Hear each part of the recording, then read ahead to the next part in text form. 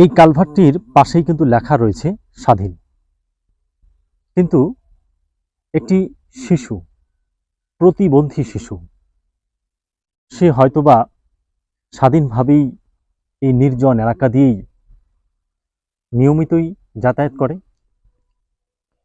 কিন্তু এই স্বাধীনতার অর্থ সেই প্রতিবন্ধী মেয়েটির জীবনে নেই। খুব স্বাভাবিকভাবে এই পথ দিয়ে চলতে গিয়ে একেবারে অমানবিক, যেটি আসলে একজন ষাটোর্ধ্ব বয়সী সেই তবুল হোসেনের সঙ্গে কোনোভাবেই যায় না।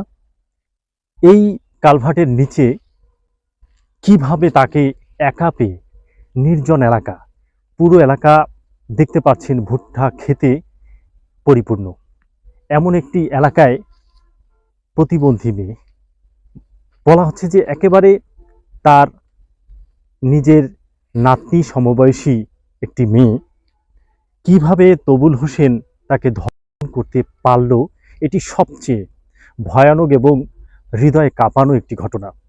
কিন্তু আশ্চর্যজনক হচ্ছে, এই কালভার্টের নিচের অংশটাতে যদি একটি মেয়েকে নিয়ে যাওয়া হয়, তাহলে তার ওই সময়ের অবস্থাটা কি হবে।